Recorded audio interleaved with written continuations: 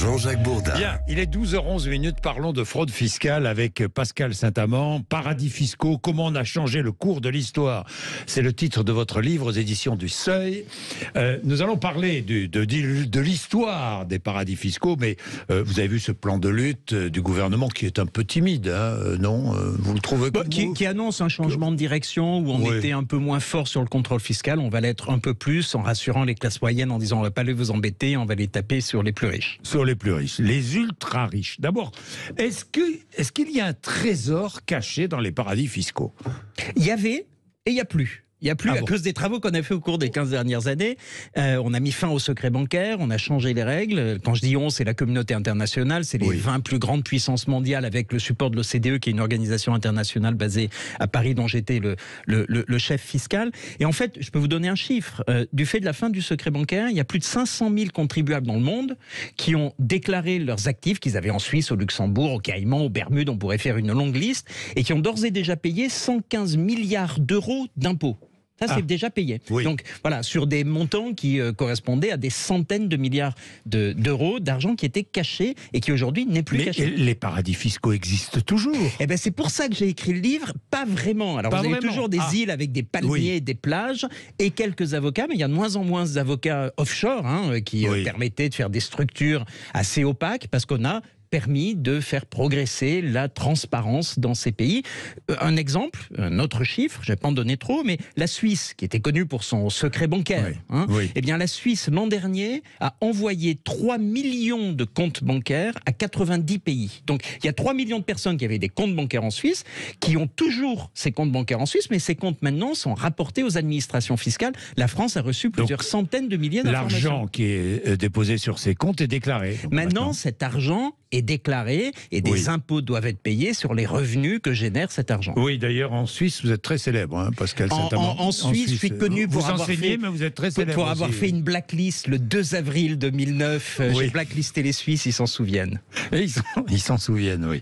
Alors, dites-moi, pour lutter contre ces paradis fiscaux, ça a été rude. J'imagine, ça a été rude. Ça a été très compliqué, mais il y a un événement majeur qui est intervenu en 2008. On se souvient tous de l'explosion de la crise financière globale de 2008. Et avec cette crise financière, c'était l'effondrement de la banque Lehman Brothers en septembre 2008. Les chefs d'État et de gouvernement des 20 plus grandes puissances du monde, le G20, ont dit « faut qu'on fasse quelque chose ». Parce qu'on a eu une globalisation qui n'a pas été régulée, qui a abouti à la perte d'emplois, à la désindustrialisation de la France, des États-Unis, de plein d'autres pays, avec des gens qui sont pas contents, et ils sont toujours pas contents. Et donc il y a un rejet de la mondialisation, alors que la mondialisation a apporté plein de bonnes choses, mais l'absence de régulation a conduit à ce que les plus riches ou les multinationales aient pu mettre tout leur argent dans des paradis fiscaux. Et ça, c'est pas socialement acceptable. Il n'y a pas de justice fiscale. Et c'est pour ça que le G20, la droite comme la gauche d'ailleurs, a dit mais il faut mettre fin à ça. Et donc les plus grandes économies du monde, représentant 80% de la richesse mondiale, ont dit « Vous les Suisses, vous les Bermudéens, vous Bahamas, vous allez mettre fin au secret bancaire et on va changer les règles. » Et donc il y avait une telle puissance politique que les petits pays n'ont pas eu le choix et ils ont dû s'aligner. Et ils ont dû s'aligner. Alors, je vais vous parler de ce fameux impôt minimum mondial de 15%. Là aussi, c'est un autre combat que vous avez conduit, pas seul d'ailleurs. Avec toujours le soutien des chefs d'État et de gouvernement. Ça a commencé, et c'est bipartisan, ça a commencé avec Nicolas Sarkozy en France, ça s'est poursuivi avec François Hollande, et Emmanuel Macron, en tant que Sherpa du G20 qu'il était au début avant de devenir président, a été un fort soutien en France, mais c'est aussi le cas de l'Allemagne, avec le chancelier ou du président Obama aux États-Unis. Parlons-en, parce que je sais qu'il y a des pays, j'ai lu votre livre, il y a des pays qui sont restés réticents. L'Inde, par exemple, jusqu'au dernier moment, ne voulait pas de tout cela, ne voulait pas de cette régulation. Exact. En fait, ils voulaient plus de régulation. Pour eux, c'était pas assez. Ils voulaient pas 15%, ils voulaient 25%. Et donc, quand vous essayez de se mettre d'accord, plus de 100 pays autour de la table, c'était mon métier, c'est toujours compliqué. Vous avez les paradis fiscaux qui disent jamais il faudra nous passer sur le corps pour faire versa. Vous avez les pays européens qui veulent certaines règles. Vous avez les États-Unis qui sont toujours entre deux. Vous avez l'Inde ou le Brésil qui veulent plus. Et la Chine qui est hésitante. Il a fallu faire se mettre tout le monde d'accord pour dire, si on ne se met pas d'accord sur un impôt sur les sociétés minimum de 15% effectif, alors l'impôt sur les sociétés va disparaître. Parce que les entreprises vont toutes se mettre dans des paradis fiscaux où il n'y a pas de fiscalité. Et cet impôt de 15%, ça va rapporter 200 milliards d'euros par an au niveau mondial. La France, c'est 3-4 milliards d'euros par an. Et surtout, ça va mettre fin à l'érosion de l'impôt sur les sociétés, qui est un trend qu'on a vu au cours des 30 dernières années. Est-ce que ça veut dire qu'avec l'optimisation fiscale, évasion, optimisation, bon, évasion c'est frauduleux, optimisation c'est légal. C'est légal, absolument. C'est légal. Et comme c'était légal, on a dit, on va changer les règles pour le rendre illégal. Et c'est ça les travaux dont je rends compte dans ce livre. Mais est-ce qu'avec cette optimisation fiscale, un milliardaire, je prends un milliardaire français, je ne veux pas donner de nom, mais peu importe, peut aujourd'hui ne plus payer d'impôts? Ne pas payer d'impôts, ou payer très peu d'impôts compte tenu de ses revenus? La réponse est non. C'était facile il y a 10 ans, c'est beaucoup plus difficile aujourd'hui. Encore des discours politiques nous dire les plus riches, les ultra riches ne paient pas d'impôts ou paient très peu d'impôts. Les ultra riches paient moins d'impôts qu'ils ne le devraient sans doute, parce qu'ils ont plein d'opportunités légales. On a mis fin, on a fermé aux opportunités illégales, le compte bancaire en Suisse, où je mettais 1 milliard d'euros en secret absolu. Ça, c'est fini. C'était possible. En secret absolu, 1 milliard d'euros, c'était possible. C'était possible jusqu'en 2009. Et ce n'est plus possible aujourd'hui. La Suisse va informer la France de cette situation. C'est vrai pour le Luxembourg aussi, c'est vrai? C'est vrai pour tous les pays du monde. Parce que dans ce jeu-là, si vous voulez, ça a été mon travail. Si vous attaquez la Suisse, vous dites, non, il faut faire le Luxembourg. Si vous avez le Luxembourg, ils vont dire, il faut faire Singapour. Si vous allez à Singapour, ils vont dire, il faut faire Hong Kong. Et Hong Kong va vous dire, il faut faire les Bahamas. Donc en fait, il faut que tout le monde se mette à la table. Et comment vous mettez tout le monde à la table? En ayant un gros bâton, qui est celui du G20. Mais moi, je connais quelqu'un, je ne vais pas en dire plus, qui a choisi d'aller s'installer à Malte pour des raisons purement fiscales. Alors ça, c'est une très bonne remarque. Ce que peuvent faire les plus riches, c'est déménager. S'installer en Suisse, s'installer à Malte, s'installer à Singapour ou aux Émirats Arabes Unis où il n'y a pas de fiscalité. Aux Émirats Arabes Unis, il n'y a pas de fiscalité. Aux Émirats Arabes Unis, il n'y a pas d'impôt sur le revenu. Il n'y en a pas non plus en Arabie Saoudite. D'ailleurs, on a plus envie d'aller à Dubaï qu'à Riyad. Mais à Dubaï, c'est pour ça que Dubaï connaît le succès qu'on connaît. Et vous avez tout à fait raison de mettre le point là-dessus. C'est un point que la communauté internationale n'a pas encore réglé. Exactement. Qui est l'évasion par déménagement des personnes les plus riches. Il y ait des États dans le monde qui ne font pas payer d'impôts. On a mis en place un impôt minimum pour les sociétés. Elles ne peuvent plus optimiser en dessous de 15% effectif. 15% effectif, en réalité, c'est très élevé. Pour les personnes physiques, ça n'existe pas encore. Elles ne peuvent plus mettre leur argent dans un paradis fiscal, mais elles peuvent aller s'installer dans un paradis fiscal. Évidemment. Et elles sont obligées de résider combien de temps dans ce paradis fiscal? Pour devenir résident, il faut y passer du temps. Il faut vraiment s'établir. Il faut être propriétaire. Sinon, ça ne marche pas. Si je vais passer 3 mois à Dubaï et que les 9 autres mois, je suis à Paris, ça ne marche pas. Ça ne marche pas. Il y a beaucoup de pays comme ça où on peut aller résider sans payer d'impôts? Il y en a un certain nombre dans les Caraïbes, c'est pas forcément dégueulasse de vivre aux Bahamas. Les Émirats Arabes Unis, Dubaï est une ville maintenant qui vit bien et c'est-à-dire que qui est très agitée. Français. Je vais m'installer à Dubaï, j'ai des revenus en France, je ne paie pas d'impôts. Alors, si vous avez des revenus qui proviennent de France, vous allez avoir des impôts en France. En France, oui. Vous allez avoir des impôts en France, mais pas sur l'essentiel de vos revenus qui vont être générés à l'étranger. C'est pas si facile que ça de partir si vos intérêts sont en France. Vous avez une société en France, elle va continuer à payer l'impôt sur les sociétés. Je vends tout, je vais m'installer à l'étranger, à Dubaï par exemple, je fais du commerce à Dubaï, je gagne de l'argent à Dubaï, sur cet argent gagné, je ne paie pas d'impôt. Et là, vous n'avez plus de lien avec la France, sinon la nationalité. Les États-Unis récupèrent cette situation en taxant leurs nationaux. La France, comme tous les autres pays du monde, taxe sur la résidence. Il faut être résident, qu'on soit français ou étranger. La question qui se pose pour les politiques demain, c'est est-ce qu'il ne faut pas prévoir ce qu'on appelle une exit tax, c'est-à-dire une taxe à la sortie? C'est une question qui est ouverte et que la communauté internationale devrait regarder. Ou en France, taxer les nationaux. Ça, c'est en réalité un peu Comme compliqué. les Américains. Et les États-Unis s'en mordent les doigts. C'est une situation extrêmement compliquée. Parce qu'il y a de nombreux Américains, y compris ceux qu'on appelle les Américains accidentels. Je suis né aux États-Unis, je suis américain, je suis resté 3 mois aux États-Unis et je n'y ai plus jamais remis les pieds. Je suis un contribuable américain. Est-ce que ça a du sens?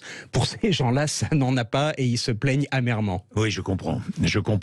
Mais le partage entre États des profits des multinationales, parce que il y a des multinationales qui sont installées dans plusieurs pays. C'est la définition de multinationale, précisément. Alors, voilà, du multinational. Alors comment faire pour partager le profit? On avait des règles qui dataient de la Société des Nations 1928, un siècle, et elles n'avaient pas vraiment évolué. Et ce qu'on a fait au cours des 15 dernières années, c'est de faire évoluer ces règles en disant il faut que les entreprises payent davantage d'impôts, non pas dans les paradis fiscaux, mais dans les pays où elles ont leurs consommateurs. C'est en particulier le cas pour les entreprises technologiques, les Google, Apple, Meta et les autres, qui n'étaient pas présents physiquement.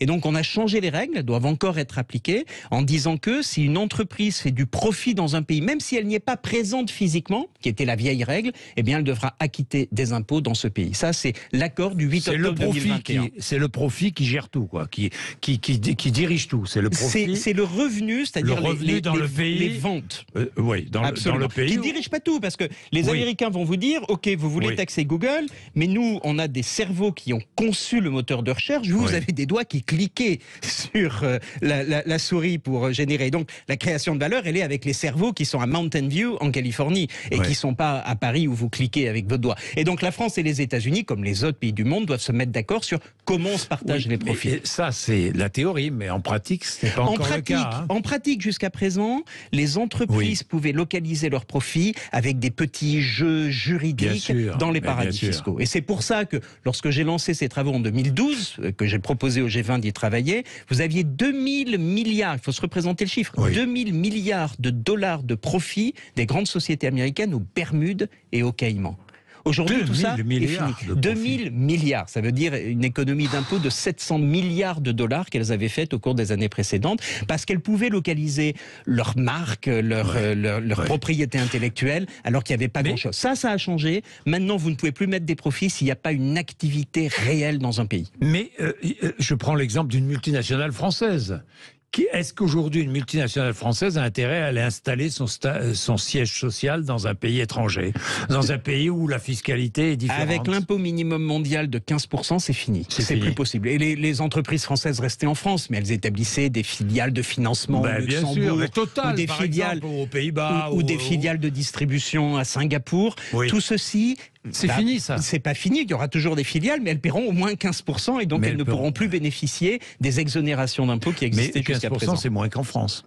Puisque l'impôt sur les sociétés en France est plus important. Ce que l'on regarde, c'est les impôts effectivement payés et le profit. Et il faut que ce soit au moins 15%. Le taux d'impôt sur les sociétés en France est de 25%, c'est nominal. Vous pouvez avoir des dépréciations ou différentes mécaniques qui vont réduire votre charge fiscale in fine. Donc 15% effectif, en réalité, c'est élevé. Vous avez changé le cours de l'histoire. Non, mais vous avez changé le cours de l'histoire. Le G20, l'OCDE et les pays en ont décidé. Vous avez été l'un des architectes. Et j'ai eu la chance d'être la main qui écrivait. Bien sûr, la main. Mais j'imagine, on vous en a voulu, non? Vous avez. J'ai même eu des menaces de mort à un moment, je le mentionne dans le livre, mais c'était évidemment, oui. Des menaces de mort venues d'où? Venues de quelqu'un qui est mort avant moi, puisque la police a arrêté l'enquête. Et c'était sur la fin du secret bancaire, ça venait d'Italie, c'était sans doute quelqu'un de la mafia qui était pas content. Ce fameux secret bancaire. Faut-il le conserver, le secret?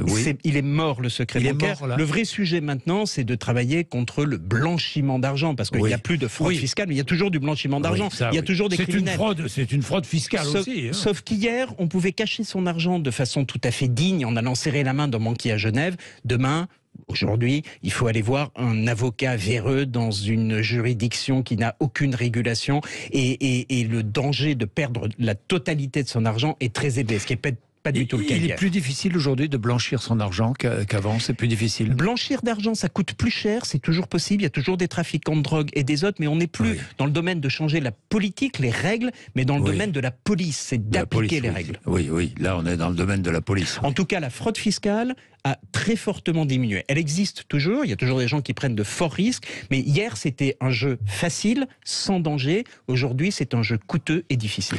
Lisez Lisez Paradis fiscaux, comment on a changé le cours de l'histoire, aux éditions du Seuil. Pascal Saint-Amand, merci beaucoup. Merci à vous. Merci d'être venu nous voir, parce qu'on dit tellement de choses sur la fraude fiscale. C'est intéressant d'en savoir plus. Merci. Et de savoir pour pouvoir en parler. Merci. 12h25. Demain, de 11h à midi, je recevrai, ce sera une émission spéciale. Vous savez que le jeudi, c'est un jeudi politique. Et bien justement, demain, je recevrai François Ruffin, qui est député de la Somme, membre de la France Insoumise et de la NUPES, qui sera notre invité pendant 1 heure. Et je vous invite à lui poser toutes les questions que vous avez envie de lui poser. Il répondra à mes questions et ensuite il répondra à vos questions. Demain donc, entre 11h et midi, François Ruffin. Merci de nous avoir suivis. Vous savez que vous pouvez nous suivre sur Sud Radio tous les jours, en direct. C'est possible, évidemment, en direct sur YouTube, par exemple, ou en direct sur Facebook Live. N'hésitez pas. Merci, c'est l'heure d'André Berkoff.